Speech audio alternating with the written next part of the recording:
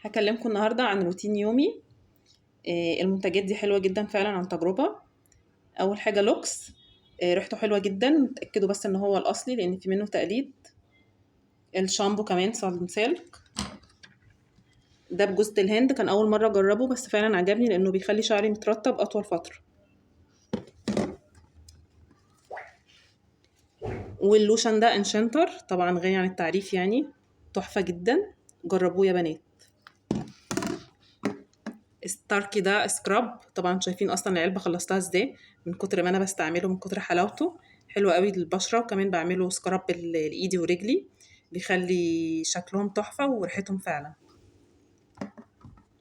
وكعب الغزال ده برضو بحط منه بعد ما اعمل رجلي نقطه كده، حلو جدا، وكمان بحط على خدودي وشفايفي، فعلا حلو عن تجربه.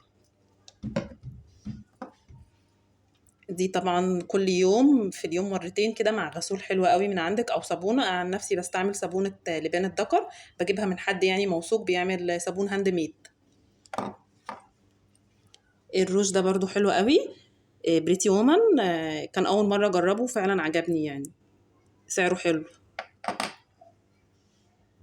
حامل المسك ده بقى تحفه، مسك الطهاره وخاصه بريحه الرمان، وفي منه توت كمان، جربوه.